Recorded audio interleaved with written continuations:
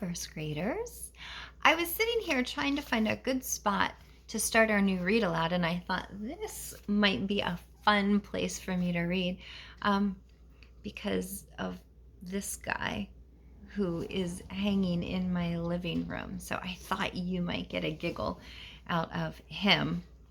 But what I want to do with you today is I'd like to begin our next chapter book read aloud. It's a magic treehouse story. And Bubby, I know you were not happy that it was not going to be another Junie B, but we have to be fair. I did a Junie B story with you already, and I wanted to introduce you to the Magic Treehouse series. Notice I'm starting on book number 1 with you.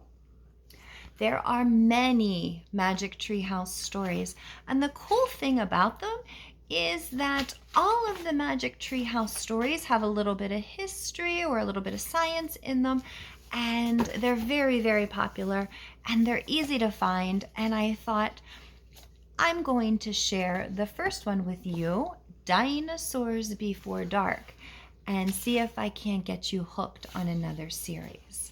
So find a good comfy spot and let's begin. Chapter 1. Into the Woods. "Help! A monster!" said Annie. "Yeah, sure," said Jack. "A real monster in Frog Creek, Pennsylvania." "Run, Jack!" said Annie. She ran up the road. Oh, brother.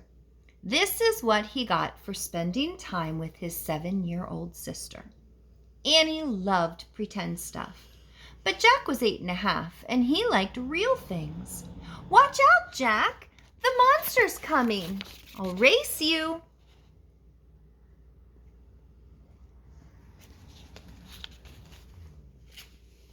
"No thanks," said Jack.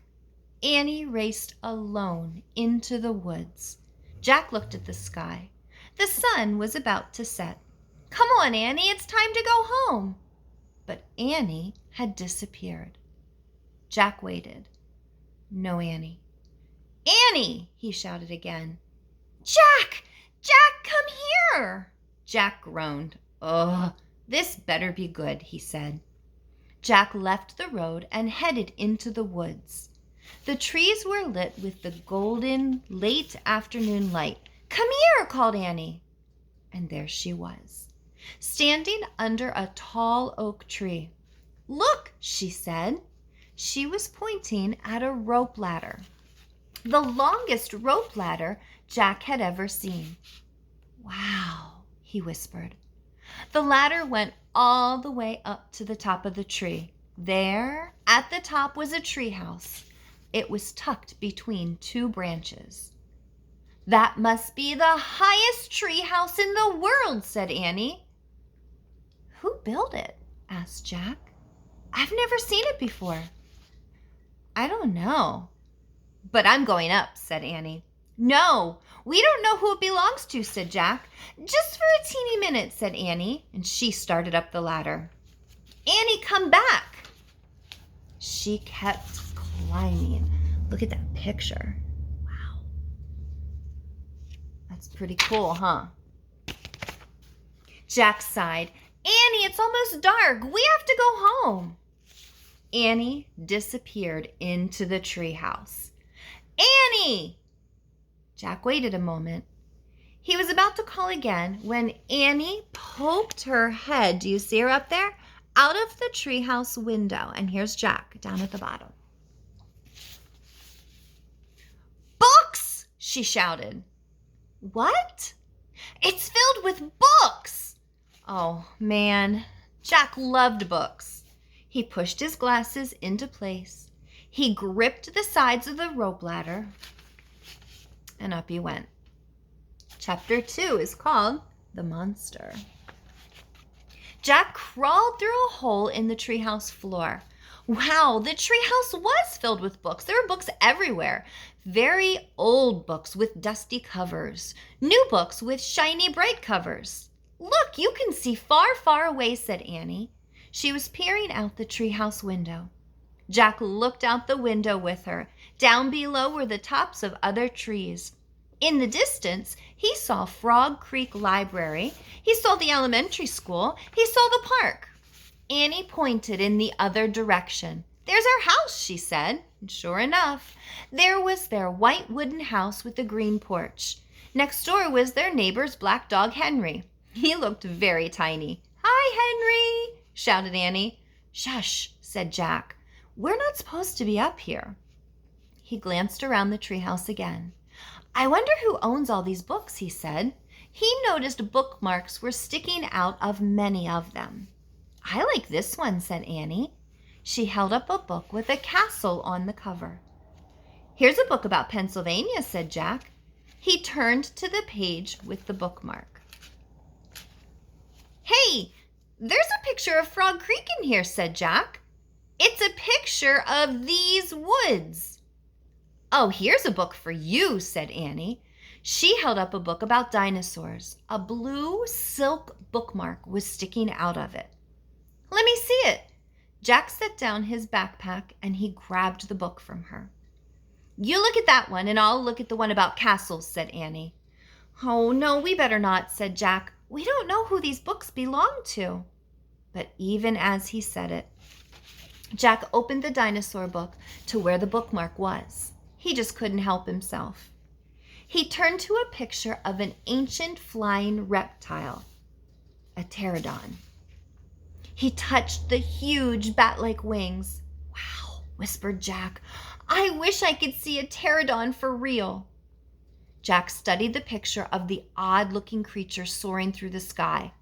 "Ah!" screamed Annie. "What?" said Jack. "A monster!" Annie cried. She pointed to the treehouse window. "Would you stop pretending, Annie?" said Jack. "No, really," said Annie. And Jack looked out the window. A giant creature was gliding above the treetops. He had a long, weird crest on the back of his head, a skinny beak, and huge bat-like wings. It was a real-life pterodon. The creature curved through the sky. He was coming straight towards the treehouse. He looked like a giant glider plane. That's when the wind began to blow. Here's a picture. You see? Okay. The leaves trembled, and suddenly the creature soared up high into the sky. Jack nearly fell out of the window trying to see it. The wind picked up. It was whistling now. The treehouse started to spin. "What's happening?" cried Jack. "Get down!" shouted Annie. She pulled him back from the window. The treehouse was spinning faster and faster. Jack squeezed his eyes shut and he held on to Annie. And then everything was still. Absolutely still. Jack opened his eyes. Sunlight slanted through the window. There was Annie. The books, his backpack, the treehouse still high up in an oak tree.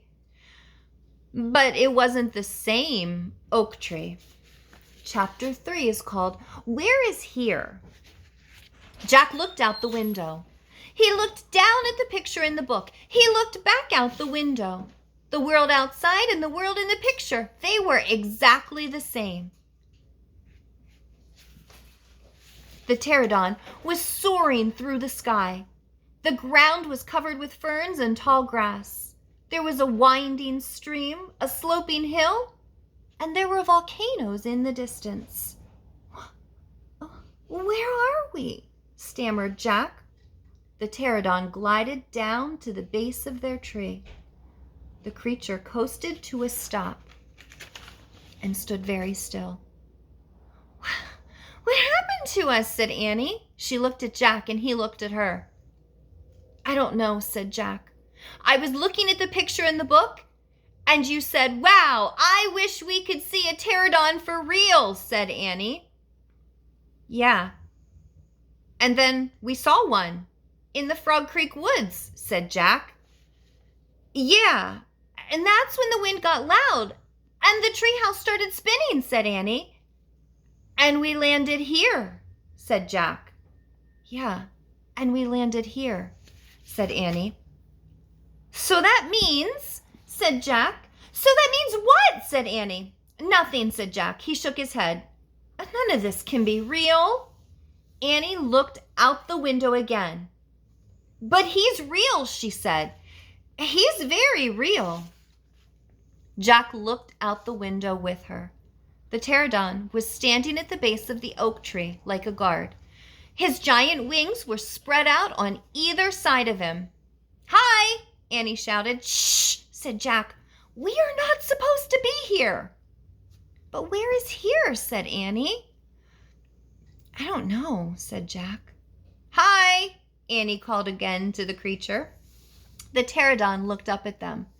Where is here? Annie called down.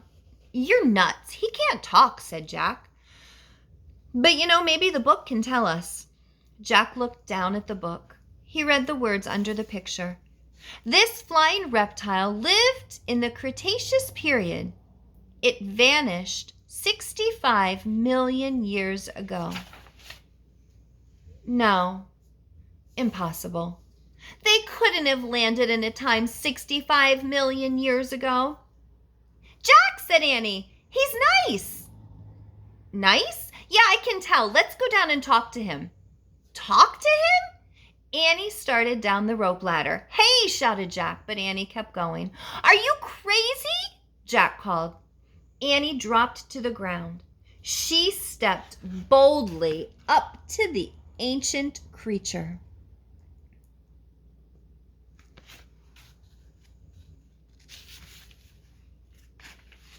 And that is the end of the 3rd chapter. I hope you're hooked.